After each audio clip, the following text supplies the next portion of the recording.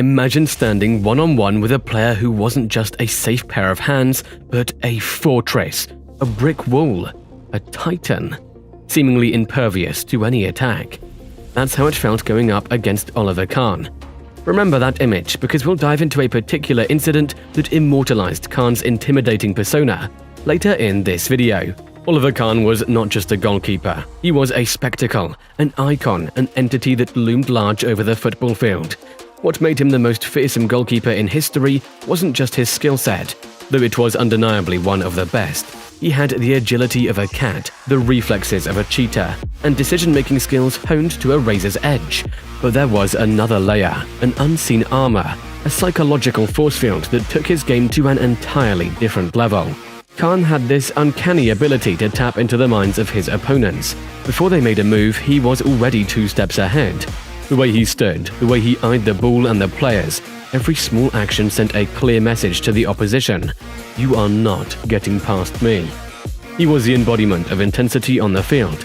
His aggression, determination, and focus were so palpable that they permeated through the screen and reached viewers sitting thousands of miles away. It was this intense presence that was part of his game strategy.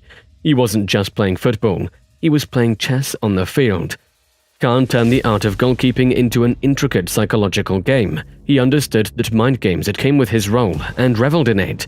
He used his fierce expressions, the tone of his voice, and even his reputation to rattle the nerves of the attacking team.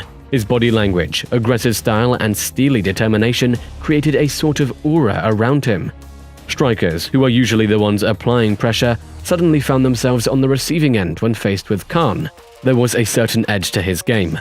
The way he stood tall in front of the goalpost was unyielding and intimidating. The way he stared down the striker, unblinking and unwavering. All of these elements combined to create a wall of mental pressure, a barrier that seemed even tougher to break than getting the ball past him into the goal. This mental warfare wasn't accidental.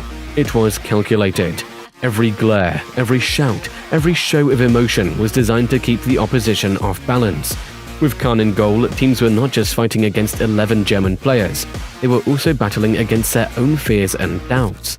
Kahn's mental tactics extended off the field as well. In interviews and press conferences, he maintained an air of extreme confidence and focus that further amplified his intimidating persona. There was never a moment where he let his guard down or allowed the opposition to feel comfortable. For any football player, the World Cup is the ultimate stage. It's where legends are born and history is written. In 2002, Oliver Kahn used this global platform to showcase his formidable presence, earning him recognition as the most intimidating goalkeeper in his persona and his unquenchable thirst for victory. Every match was a performance, a meticulously choreographed dance of intimidation. From the first whistle to the last, Kahn dominated the field like a colossus. He towered over the goal, his fiery eyes scanning the field, his body language exuding an aura of invincibility. Every save was not just a denial of a goal, but a direct challenge to the opposition. His roared celebrations were not just expressions of joy, they were declarations of his supremacy. One unforgettable incident exemplifies Kahn's mind games. In a crucial match, a striker got ready to take a penalty kick. All eyes were on him, but the eyes that mattered most were Kahn's. He stared at the striker, locked eyes with him, and pointed to a corner of the goal. The unspoken message was clear: I know where you're going to shoot. Whether the player was planning to shoot there or not, we will never know. But at that moment, a seed of doubt was planted. The player ended up missing the penalty, proving Kahn's psychological tactics effective. What's remarkable is how Kahn maintained this level of intensity throughout the tournament. Game after game, he was relentless, unforgiving, undeterred. Even after Germany's heartbreaking loss in the final, Kahn's spirit remained unbroken. He was awarded the Golden Ball, the first and only goalkeeper in history to receive this honor. But what earned him more respect was his unwavering grit, his unyielding determination, and the aura of fear he had cast over the tournament. The term fear factor often refers to the psychological impact an individual or a team can have on their opponents.